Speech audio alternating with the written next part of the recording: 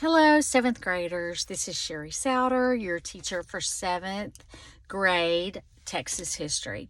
Yes, I'm in the car. I'm going to do your review here. I have divvied up the final into 5 sections. And this is just like your learning log. We got the who, what, when, where, and why.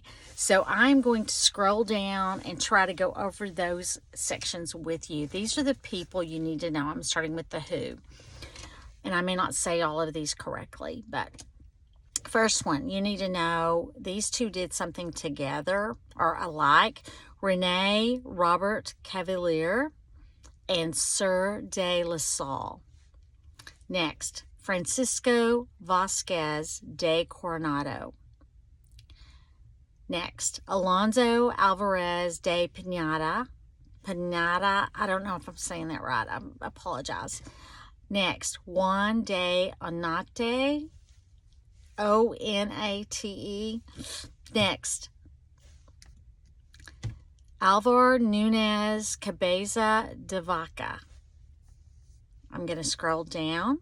The next person you need to know, what was the goal of Rene Cavelier, Sir de la Salle, when returning from France?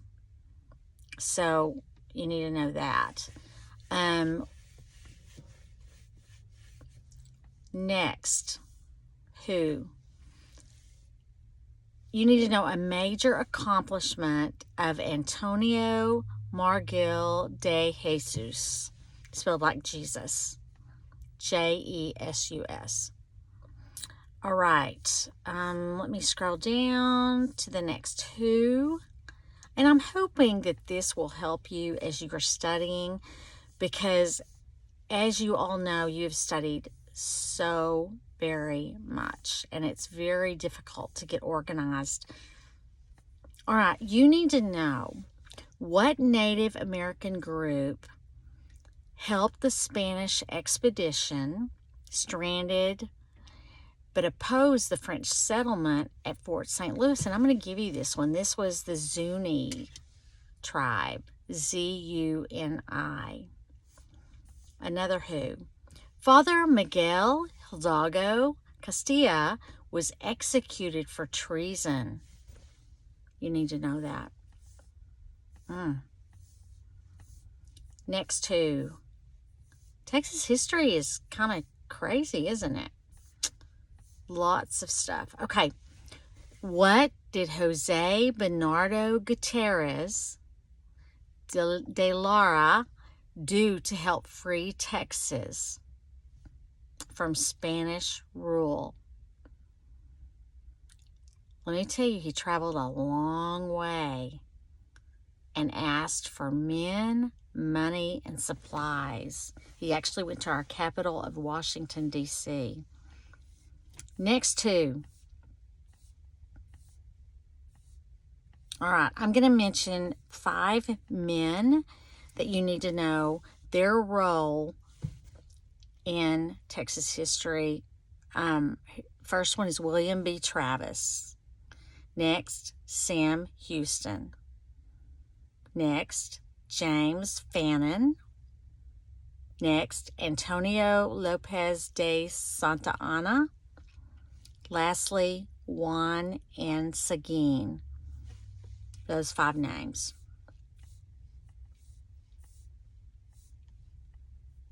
All right. Who commanded the garrison at Anahuac? And that would be John Davis Bradburn. You need to know that. Let's see if I have any more who's.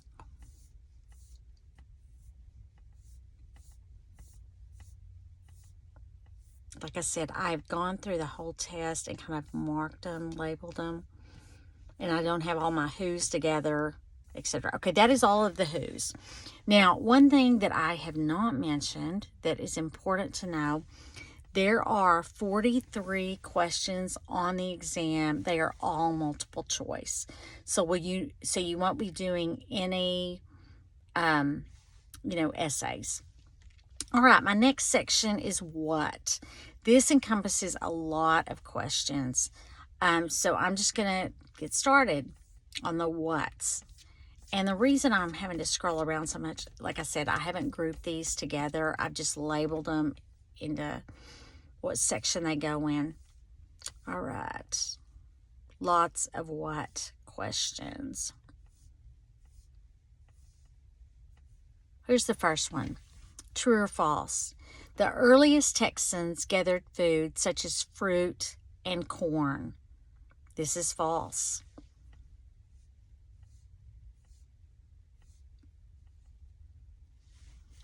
Which statement best describes the African Americans in the Spanish colonial Texas? And here's an interesting fact. The African Americans were both free and enslaved and did a variety of work. The next what question? What troops were involved in the Gutierrez-McGee expedition? And that would be the Republic Army of the North. Interesting.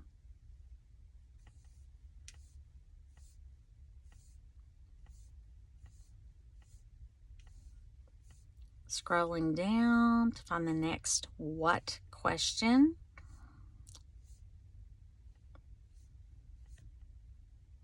Many Texas places and names in Texas are of Spanish origin. That is absolutely true. Many of the names of our towns in Texas are Spanish origin. Many of our holidays, maybe not holidays, but traditions are Spanish origin led as well. All right, next, all right, you got to know about these 5 things, and you got to match them with where they go. You need to know what the Centralists believed. You need to know what the Federalists believe. You need to know a description for the Depression, or what a depression is. And this refers to economics, a downturn in economics. You need to know about the pioneers and the militia. So know those definitions of those. You probably did vocabulary on all of those in your learning log. So Centralist, Federalist, Depression, pioneers, and militia. Know what those terms mean. Here's another what. According to the graphic organizer, so you're going to have to look at a graphic organizer, how were merchants, doctors, and other colonists treated in Stephen Austin's plan at his first settlement? What did they give these people? They gave them land, extra land, so that was an incentive for them to come and help. Next, how did most African Americans come to live in the early Texas settlements? What brought them here? And the answer is they were already slaves, enslaved by farmers who brought them to Texas.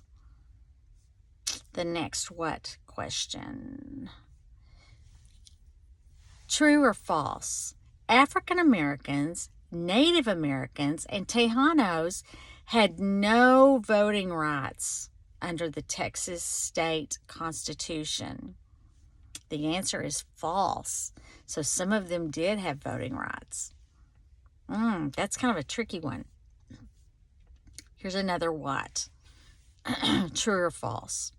In 1835, Mexican forces captured a mule train headed to San Antonio in a skirmish named the Grass Fight. This is actually false. Next, in the attack of the Alamo, the Mexicans reached the walls on their very first assault. What do you think? The answer is no, they did not reach it on their first assault.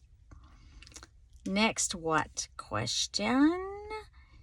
What does Travis's response to Santa Anna demand?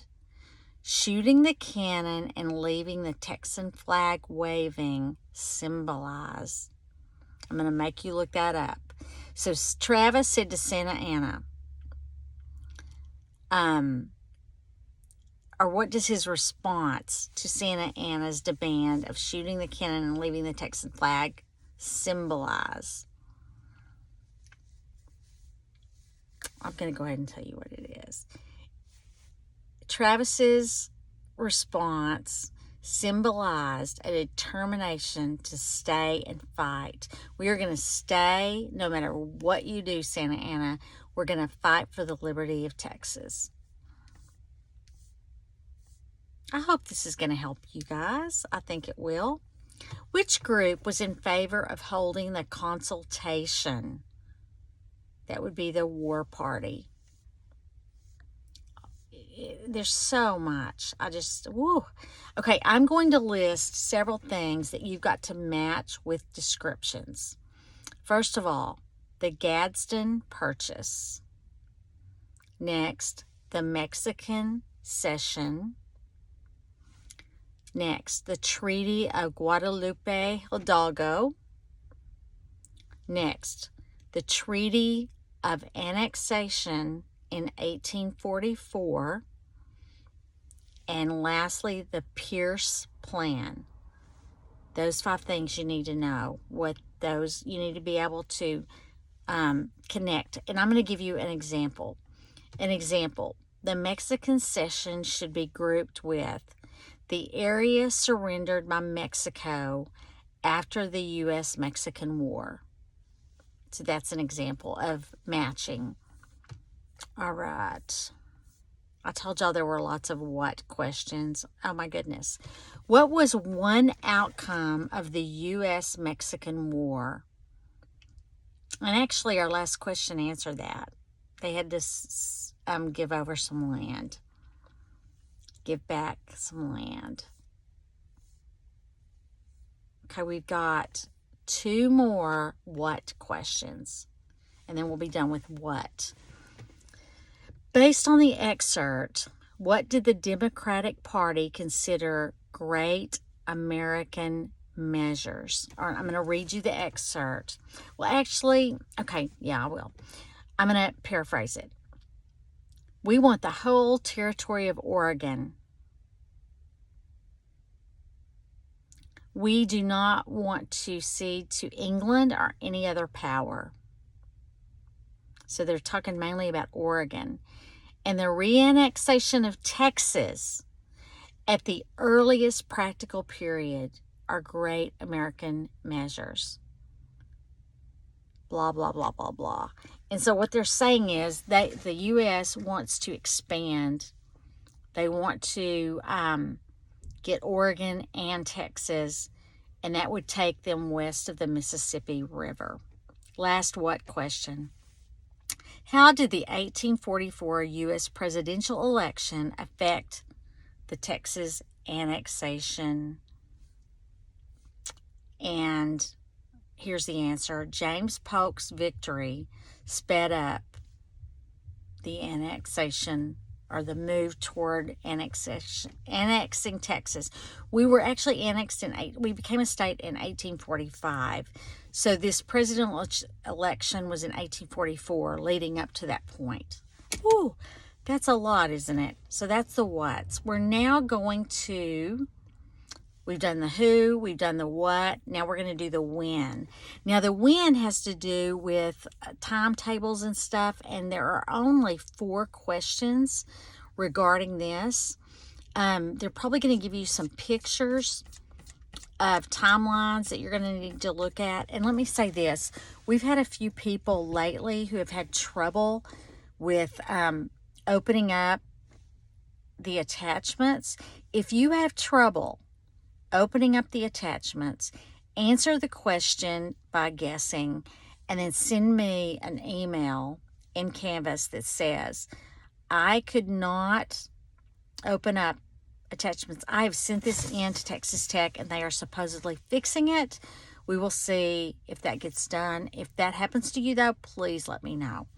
All right, so now we're looking at the wins. All right, here's the first one. Based on the timeline given, what key event preceded Mexico's surrender of San Antonio? So you should be able to look at the timeline and tell me what was right before that. Okay. All right. Where's my next win? Let's see. I'm going to change hands.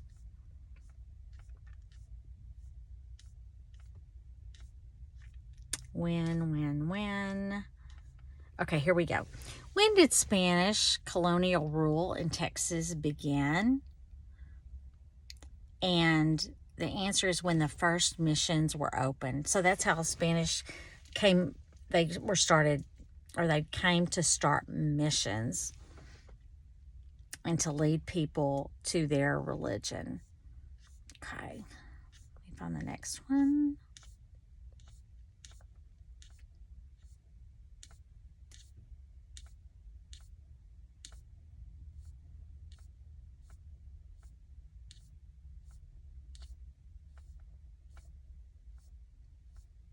Okay, where is the next one? Here we go. Based on the timeline, what key event preceded Mexico's surrender of San Antonio? So you will look at the chart and you will tell me what precedes it. Shouldn't be that hard. You just look at the one that precedes means the one right before. All right. And next thing. Which sequence correctly describes conflicts between the Republic of Texas and Mexico during the administrations of Mirabeau Lamar and Sam Houston? And here's the correct order. Cordova Rebellion, Santa Fe Rebellion, Battle of Salado Creek, and by the way, I live about 30 minutes from Salado, and the Mir Expedition. So that's the correct order of those. Let's see if I have any more wins.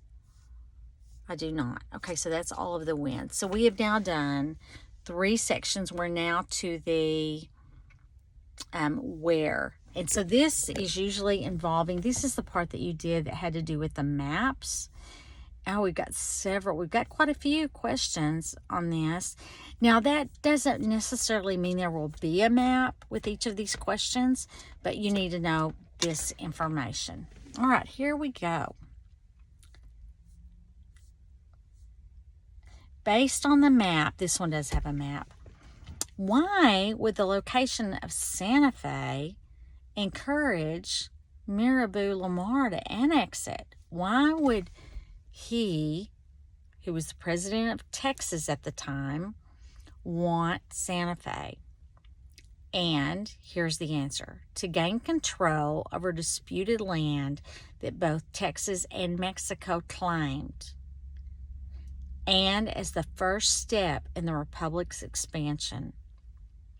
Now remember, the Republic was when Texas had its own nation. So, and isn't that, it's so interesting now for me to think that Santa Fe was in Texas. Now it's in New Mexico. All right, where? The city of Dallas began as a major oil center. No, that is not true.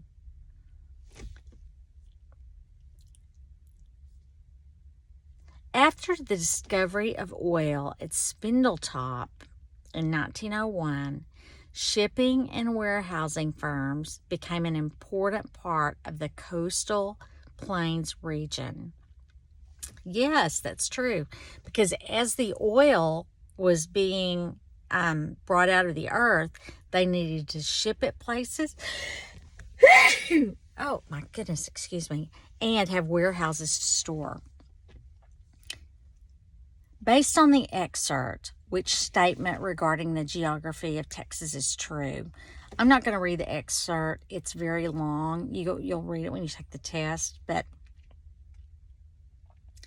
the answer is The geography of Texas has changed greatly over millions of years. The excerpt talks about that the plateaus have been elevated. Then we have the Balcones Escarpment. It just kind of describes a big chunk of Texas. And the answer is the geography has changed greatly.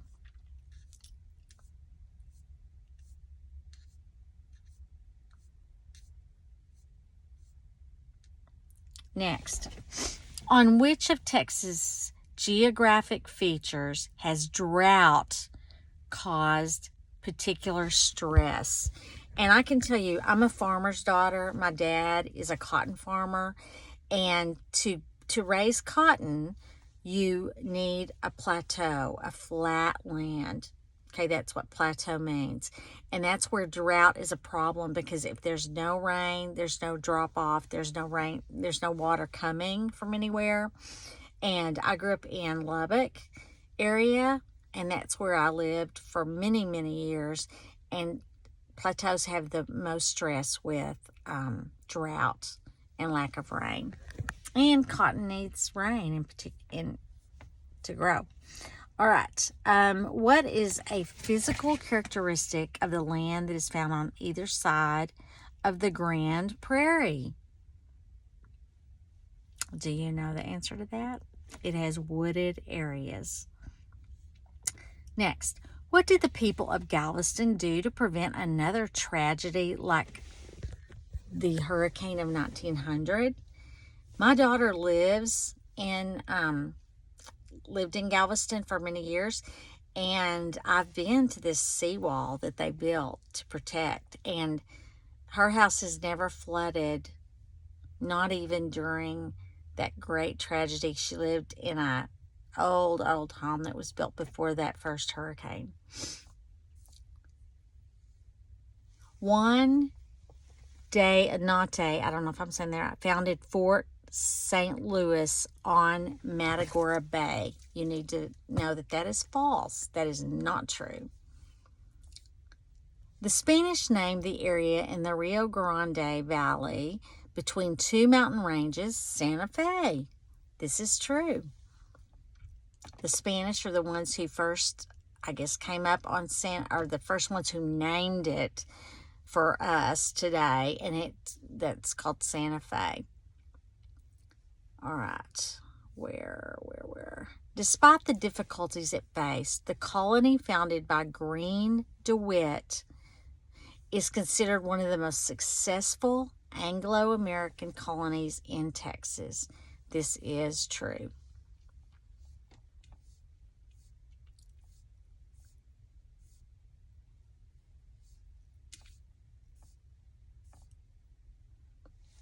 Communication among Texan units was poor. Units meaning cavalries or army. The communication was poor because they were so scattered geographically, and that is true. Texas is a big state, especially back then when we included Santa Fe in those areas. And so communication was bad because we didn't have phones. All they had back then was telegraphs, and that was hard to get from one place to another. The permanent capital chosen by the Texas Congress was built on the Colorado River at the eastern edge of the hill country and was named Stephen F. Austin. No, this is false. Excuse me. This is true. Oh my goodness. Let me start over. The permanent capital chosen by Texas was built on the Colorado River at the eastern edge of the hill country, and it was named Stephen F. Austin, which was later just changed to Austin. Sorry, y'all. It's been a wild day already.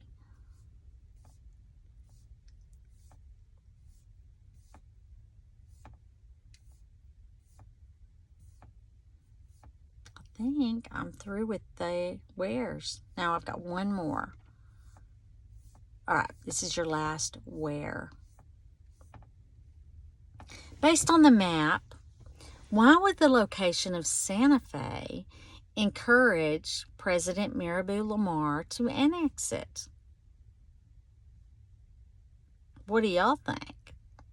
He wanted to gain control over a disputed land. Remember, it was disputed because Mexico said they owned it, and we said we owned it, we as Texas. And as the first step in the expansion to the Pacific Ocean. All right, that's where, now we're down to our last section. Yay, right? And that is why. And let me look and see. There are 6 questions on why. So let me go over those and then we will be finished. Like I said, I know this is boring, probably listening to me, but hopefully it will help you. I've never done a review for 7th for Texas history before, and I do think it's needed, so I'm glad that we're finally getting that done. All right, here we go. According to the graphic organizer, so you're going to see that, you know what? I think I've gone over this with you, and maybe it was in a different question. How were merchant doctors and other colonists treated? They received additional land. Maybe that's in 2 questions, or maybe I just, who knows? Who knows?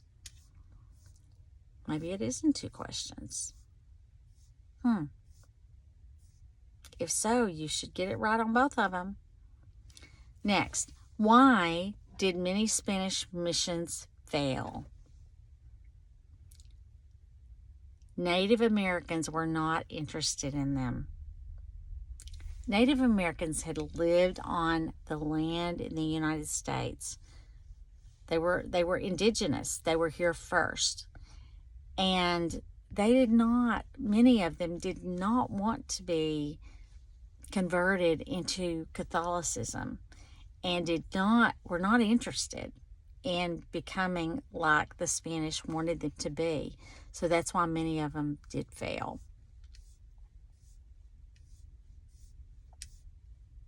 It would be hard if you had been living a certain way and then all of a sudden people told you to change. All right, next, how was the technology of the bow and arrow an improvement over that of the spear? The spear. So you don't always think of the bow and arrow as technology, but it was. So here we go. It delivered a point with greater force than the spear. Interesting.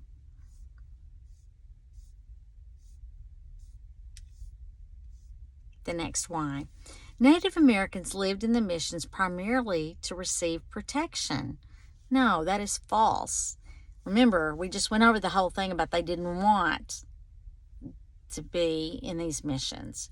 And they were quite good at protecting themselves for a time until later on in history, when the guns got involved and they were being hunted down.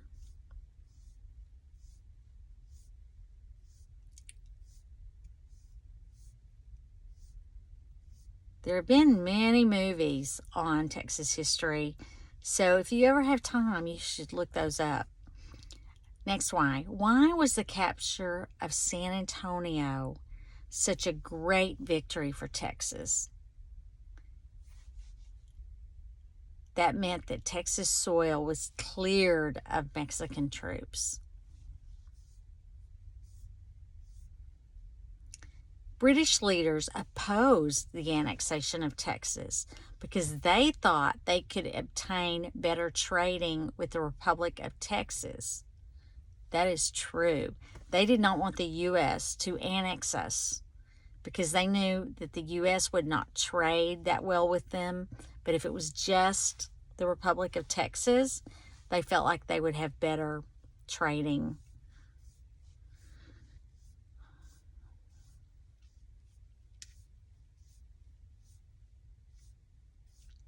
Okay, I'm finally finished. That took us 29 minutes and some change. But anyway, I hope that this helps. I really do. I wish you the best. You cannot use your notes that you've taken from this video on the test. You've got to, I think taking notes is a great idea, but study them, go over them, and then do not use them during the test, or you will get in trouble. So, good luck. I hope that this has helped, and have a great, great day. Bye.